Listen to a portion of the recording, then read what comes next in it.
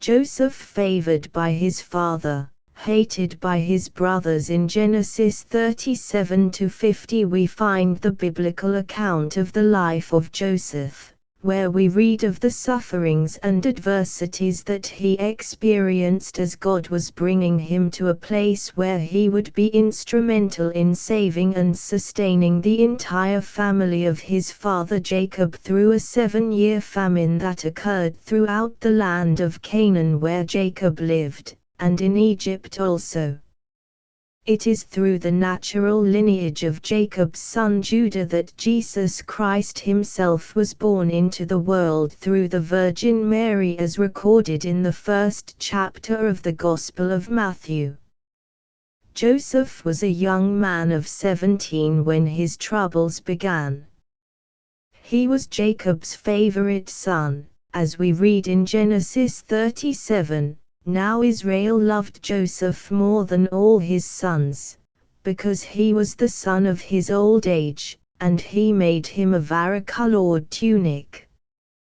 His brothers saw that their father loved him more than all his brothers, and so they hated him and could not speak to him on friendly terms. Genesis 37:3-4. It is hard to imagine that Joseph was not aware of the special favor his father had for him, and that his brothers resented him for it. Nevertheless, he had 2 dreams that he told to them, which increased their animosity toward him. Joseph's first dream is recorded in Genesis 37:5-8.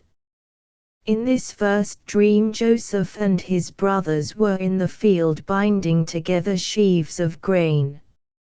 Suddenly Joseph's sheaf stood up, and the sheaves of his brothers all gathered around his sheaf and bowed down before it.